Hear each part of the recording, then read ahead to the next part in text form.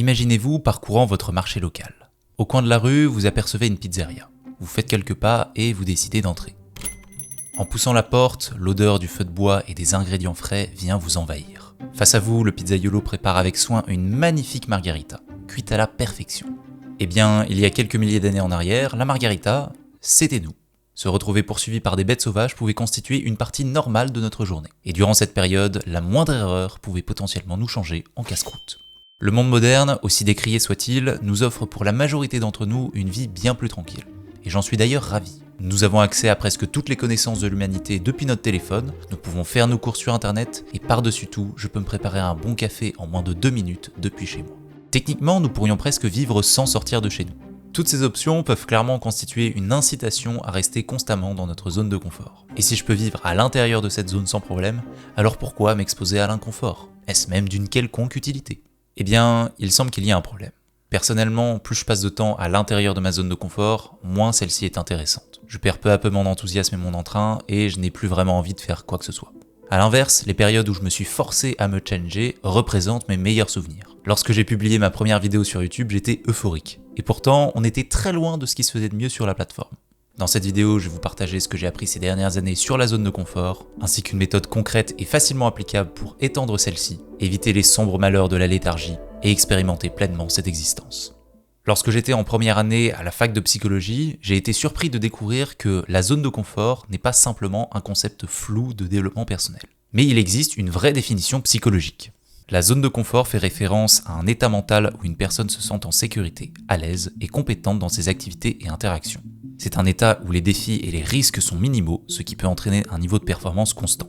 Prenons comme exemple le fait de regarder une vidéo YouTube. Cela me semble simple et accessible. Je me sens pleinement à l'aise et compétent dans le fait de réaliser cette tâche. Et cela ne me demande que très peu, voire aucun effort pour m'engager dans cette activité.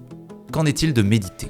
Pour la plupart des gens, rester assis pendant plusieurs dizaines de minutes sans réaliser la moindre activité autre que maîtriser son attention est en dehors de leur zone de confort. Et chez certains, cela peut même être source d'angoisse.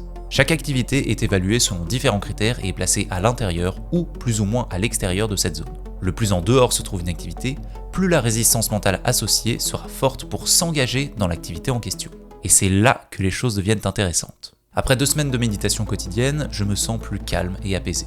Cette activité a augmenté mon bien-être global, je suis plus stable émotionnellement et je suis globalement moins stressé au quotidien. Pour faire simple, cette nouvelle expérience m'a apporté quelque chose de positif. Après 2 semaines à regarder le même type de vidéos YouTube, même si celles-ci sont très intéressantes, je ne ressens pas grand-chose. C'est juste regarder des vidéos. Mon niveau de performance reste constant et je n'ai pas vraiment évolué. À partir de ce constat, la réponse est évidente. Nous devons nous exposer à l'inconfort le plus souvent possible et c'est la seule manière de progresser dans notre vie et d'atteindre le bonheur et l'accomplissement. C'est pas très net tout ça. Il y a comme qui dirait anguille sous roche. Il y a eu beaucoup de recherches en psychologie sur le sujet de la zone de confort. Il semblerait qu'il existe une zone optimale de challenge pour maximiser les progrès d'une personne. Au-delà de cette zone de confort se trouverait ce que les chercheurs appellent la zone optimale de performance. Un bon exemple pourrait être le fait de s'entraîner à la salle de musculation. En soulevant des charges lourdes, nous créons des dégâts au niveau des fibres musculaires, qui vont ensuite se reconstruire et s'adapter, et dans ce cas, gagner en volume. Le stress appliqué pendant la séance amène notre corps à progresser pour améliorer ses performances. Cependant, il existe une dernière catégorie, encore au-delà de cette zone optimale de performance, où les dégâts causés par l'inconfort peuvent avoir un résultat net négatif. Pour reprendre le précédent exemple, s'entraîner trop dur et trop souvent pourrait mener à une situation de surentraînement, où les muscles, tendons et articulations n'auraient pas le temps de suffisamment récupérer. Ou d'un point de vue plus psychologique, traverser une expérience extrêmement violente et traumatisante, comme se rendre au front, peut avoir des effets négatifs sur la santé mentale d'une personne. Et bien évidemment, les résultats suite à la plupart des expériences vont être assez subjectifs.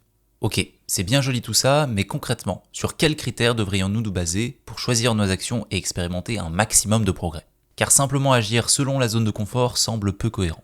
En fait, ce serait même un terrible conseil. Prenons par exemple l'activité de parler à un ami. Avoir une conversation avec l'un de vos proches est probablement dans votre zone de confort. Vous vous sentez sûrement à l'aise et compétent dans cette situation. Pourtant, cela ne constitue sûrement pas une action mauvaise pour vous. De la même manière, poser votre main sur une plaque de cuisson est très certainement en dehors de votre zone de confort. Et ça n'est sûrement pas très bon ni pour vous, ni pour votre main. En tout cas, moi, je ne m'y risquerai pas. Ce dernier exemple est certes un peu absurde, mais illustre bien cette idée. Il ne semble pas qu'il y ait une relation concrète entre le fait de sortir de sa zone de confort et obtenir un impact positif sur notre vie. Simplement de chercher le challenge pour le challenge ne serait donc pas un des critères les plus intéressants pour réaliser nos choix. Pour faire un résumé rapide, il existe une zone optimale de performance en dehors de notre zone de confort, dans laquelle nous progressons efficacement dans une activité et en tant qu'individu. Cependant, en allant trop loin dans l'inconfort, nous pouvons potentiellement nous exposer à des résultats nets négatifs. Enfin, la notion de confort et d'inconfort semble être un critère un peu bancal pour choisir nos actions. Maintenant que tout ça est dit, je vous propose de passer à la pratique. Pour choisir comment sortir de ma zone de confort, j'aime utiliser une méthode très pragmatique de résolution de problèmes. Premièrement, je commence par me demander sur quel plan de ma vie je souhaite m'améliorer.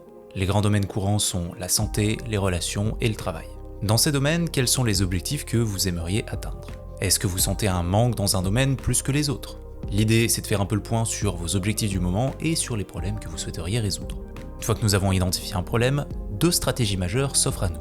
Prenons un exemple concret. Imaginons que je souhaite avoir des abdos pour mon summer body cet été. Exemple pris complètement au hasard bien sûr, objectivité oblige. La première stratégie, c'est la méthode bulldozer. Donc me lancer à fond, bien en dehors de ma zone de confort. Je diminue drastiquement mon apport calorique et je me donne à fond dans toutes mes séances de muscu.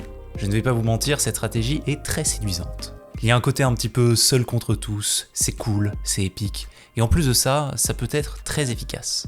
S'éloigner autant de sa zone de confort peut clairement générer des changements exceptionnels.